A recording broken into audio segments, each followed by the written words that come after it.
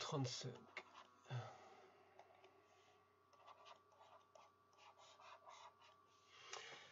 Donc voilà l'évolution de la vitesse, voilà le profil de la piste.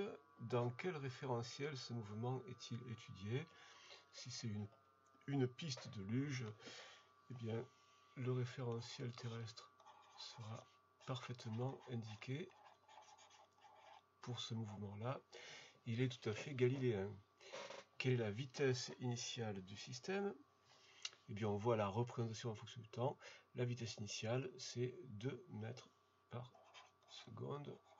V0 égale 2,0 mètres par seconde.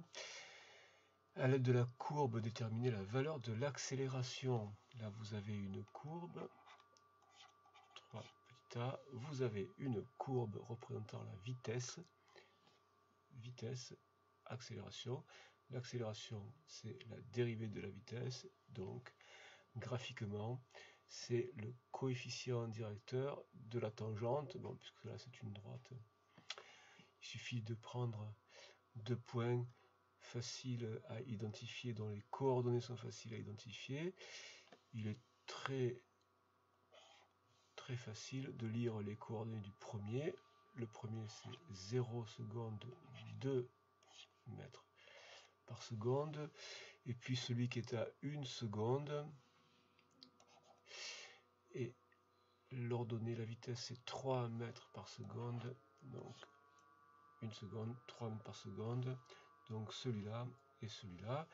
Et donc pour l'accélération, on a, alors celui-là c'est le A, celui-là c'est le B, donc VB moins VA sur TB moins TA, variation vitesse, variation temps, delta V, delta T, VB moins VA, donc c'est 3 moins 2, TB moins TA, c'est 1, et donc ça fait 1,0 mètres seconde moins 2. Quels sont le sens et la direction du vecteur A? Eh bien, c'est le sens du mouvement, et la direction, c'est la direction de la piste qui est aussi l'axe des X. Quelles sont les actions mécaniques qui s'exercent sur le système? Donc, on a obligatoirement le poids. Alors là, il est important de représenter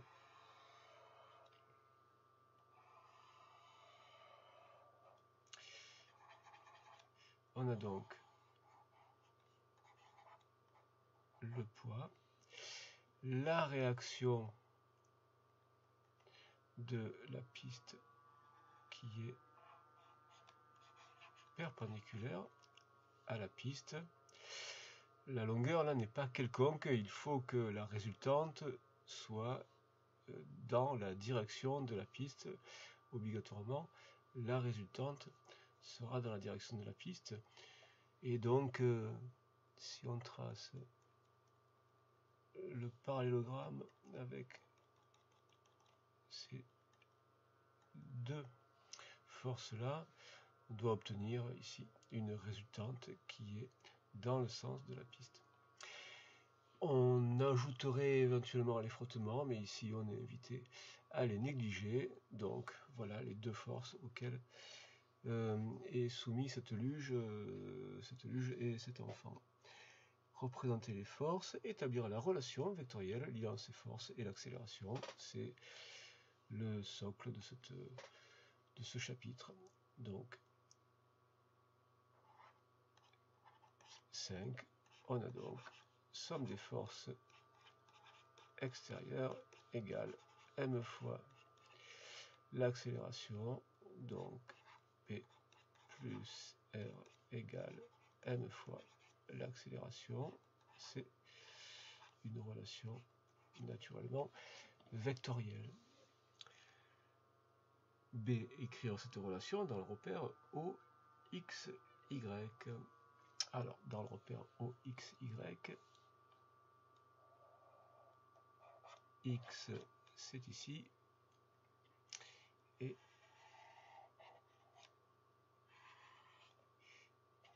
y, c'est ici. Donc, dans le repère O, x, y, en x, on a donc px sur x, la contribution du poids sur x, ça correspond à la projection de ce poids sur la direction de la piste, et la projection de ce poids sur la direction de la piste, c'est ceci, elle est orientée vers l'avant, ici.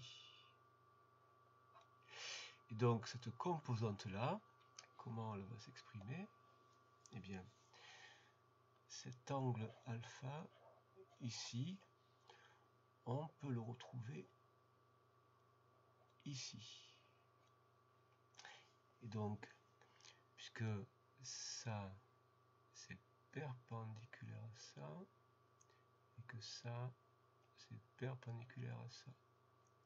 Et donc, dans ce triangle-là, on peut écrire que le poids, ça représente l'hypoténuse, et la composante, là, ça représente le sinus. Et donc, on a sinus alpha égale la composante en question px divisé par l'hypoténuse qui est p, la valeur de p. Et donc la composante sur x, px, c'est p sinus alpha. Et donc sur x là, on a p sinus alpha. Et sur x, la contribution de R est nulle. La projection de R sur x est nulle. Donc sur x, pas de contribution de la réaction égale m fois l'accélération. Et sur y, on a la, alors p, donc du coup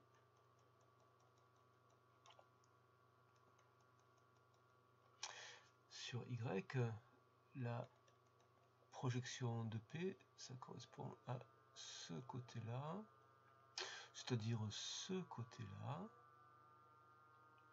et du coup on peut exploiter cette fois-ci le cosinus, puisque ce côté-là, qui est donc la projection du poids sur y, verticale, enfin, perpendiculaire à la piste, la projection du poids sur la perpendiculaire à la piste, sur y, c'est la valeur de ce côté-là, c'est le côté adjacent de alpha, donc on peut exploiter le cosinus de alpha, qui est donc côté adjacent, ce sera le py,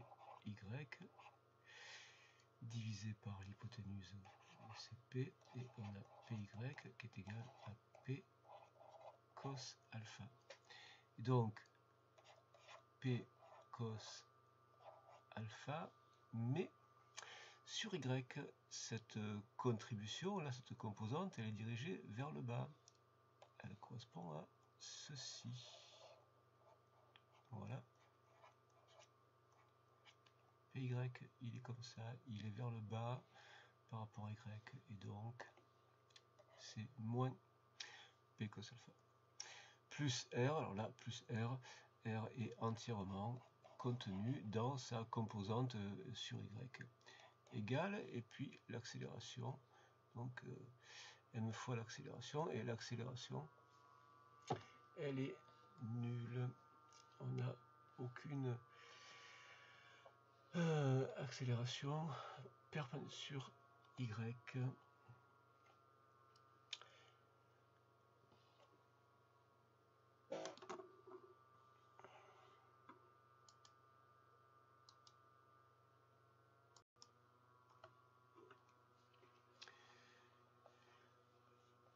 Donc égale m fois l'accélération. Alors ici c'était x, et ici c'est y, et évidemment aucune accélération suivant y. Voilà les relations entre ces différentes composantes, c'est la traduction de cette relation vectorielle sur les composantes en X et puis ensuite les composantes en Y.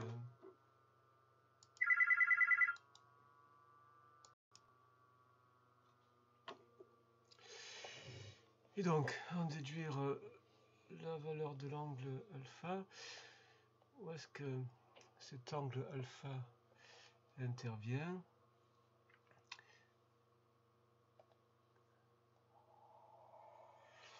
Eh bien, ici, par exemple, on a l'angle alpha, si on écrit ça, PC MG, sinus alpha, égale M fois AX, et AX, on l'a déterminé tout à l'heure, c'est 1. Et du coup, on peut exprimer sinus alpha, et sinus alpha sera égal à M AX sur MG, et M donc disparaît, et il reste sinus alpha égale AX sur G, et donc alpha égale arc sinus de AX sur G. Du coup, arc sinus AX c'était 1 et G c'est 9,8 et on obtient 5,9 degrés.